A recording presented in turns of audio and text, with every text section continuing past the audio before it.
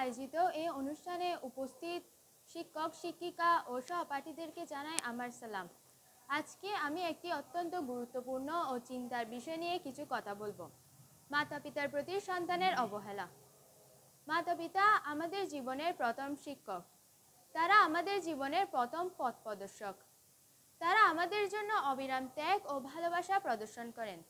কিন্তু আজকাল আমাদের মধ্যে অনেকেই এ ভালোবাসার মূল্য দিতে ভুলে যাচ্ছে এবং পিতামাতার প্রতি অবহেলা করছে। এই অবহেলার পেছনে বেশ কিছু কারণ রয়েছে। প্রথমত, পারিবারিক অশান্তি।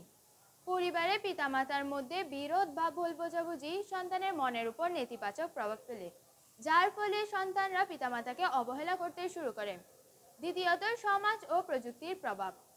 আমরা জানি আধুনিক সমাজের সাফল্য ক্যারিয়ারকে বেশি গুরুত্ব দেওয়া হচ্ছে, যার ফলে সন্তানেরা পরিবারের সঙ্গে খুব কম সময় কাটায়।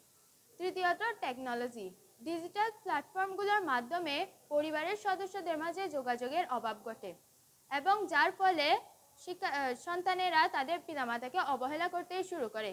এই অবহেলা শুধু পারিবারিক সম্পর্ককে নয়, বরং সমাজের মানসিক স্বাস্থ্যেও ক্ষতিকর প্রভাব ফেলে।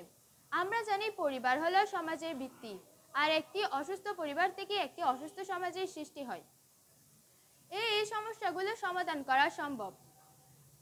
সহানুভূতি, শ্রদ্ধা এবং ভালোবাসা, এই তিনটি মূলনীতি যদি আমরা আমাদের জীবনযাত্রায় প্রতিফলিত করি, তাহলে আমরা আমাদের পারিবারিক বন্ধনকে মজবুত রাখতে পারব। পিতামাতার প্রতি সঠিক শ্রদ্ধা ও ভালোবাসা প্রদর্শন করলে এটি শুধু পরিবারের জন্যই নয়, বরং সমাজের জন্য বেশ উপকারী হবে। সর্বশেষ, আমাদের মনে রাখা উচিত, পিতামাতার প্রতি অবহেলা কখনোই সঠিক নয়। তারা আমাদের জন্য জীবনের সবচেয়ে বড় আশ্রয়স্থল।